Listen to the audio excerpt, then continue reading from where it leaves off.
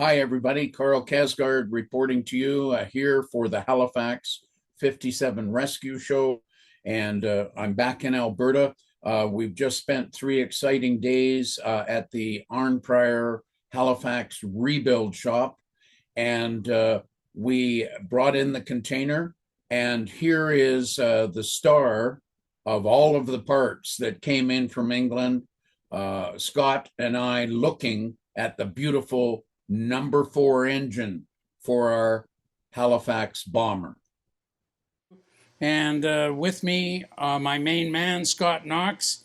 And Scott, good to be back with you guys again. And I know the production line is going on in the back, but I guess we could say this is our focus of the number 4 engine for our Halifax. And what do you think of her? Absolutely gorgeous. Absolutely gorgeous. Brand new, pretty well out of the box. Yeah. Still got the Cosmoline on it. Absolutely stunning aircraft engine here. What a find. Yeah, and here's what happened, Scott, is I heard that there were 2 Bristol Hercules engines coming up for bids at the RAF Museum warehouse. Mm-hmm. And I knew they existed.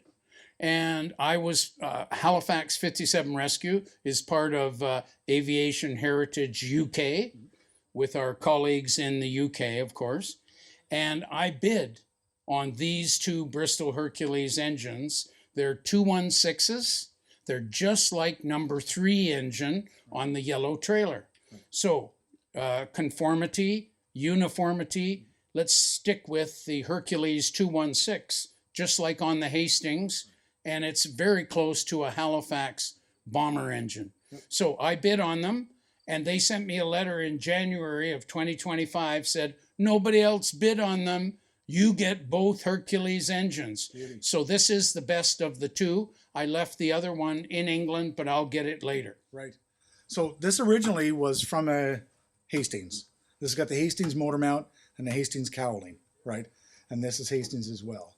But otherwise, this is now this is a throttle body fuel injected as opposed to carbureted, right? That's right. It's not carbureted, it's fuel injected. And we've already worked on all of these fuel injector units in the Bomber Command Museum out in Alberta. So we're loaded for bear to get this one running. Exactly. Otherwise, this is the same engine as what you would have seen in a Halifax otherwise, right? Right. So what's the process? I mean, this thing's covered in Cosmoline. How far down do you have to tear the engine down to be able to get it back running again? Yeah, good question. Because it is so new and it's got so many factory tags on it, we believe that it will be easy to work on. We're going to have to decowl it so we can get in there. We've got borescope. We're going to rotate it. We're going to pre-lube it. Okay. You know what I found out is magnetos that have been sitting more than 40 or 50 years, you wouldn't believe the corrosion that hides inside the magnetos. Right. So we've learned that is magnetos, you got to double and triple check them. Right. So if I understand it correctly, I mean, the RAF had kind of annual, even for engines that were in storage, they had to do certain maintenance routines. So I don't think, it's not like the other engine that we have where there's Cosmoline that's been squirted inside the cylinders. Yeah. This shouldn't have that. So when you do your borescope, you should see nice clean cylinders, more or less, we hope, right? So that's why you don't have to pull all the barrels off, clean them all up, put them all back on again, right? Okay, but sure. But other auxiliary things, the fuel injection, all that stuff, you should probably take that apart, clean it out, right? To pull all the plugs out, check them, make sure they're all good. So pretty well just regular maintenance, really. Yes, it's going to be sort of intensive double checking. Right. We're not going to, if it ain't broke, we ain't going to fix it. No. And but we will be going through it with a fine-tooth comb because, if you have troubles internally inside this engine and there is damage, we don't really have the facility to take it right down to the main bearings. Right. So we're going to baby it the whole time. Sure. But what I like is that we have 3 good Bristol Hercules engines for our Halifax. And folks, here's number 4. Mm-hmm. And man, I'll tell you, it's exciting to have this brand new one. It's probably the best of all 4 engines that we've got, and 3 of them are running right now. So there's your number 4, and we're glad to have her in the family. So, you were lucky to have the other ones, but this is just icing on the cake, to have a zero-time engine. Who'd have thunk it back in the day? Right? That's right. So just a little more detail, Scott, for the folks. Give them a shot here. Folks, we want to see how good this engine is inside this cowling. And there you go. It's got the original varnish on it. It's got storage plugs in it. It's all set to go. Of course, we're going to have to double check everything, but there you can see. Did you know you're looking at a brand new engine?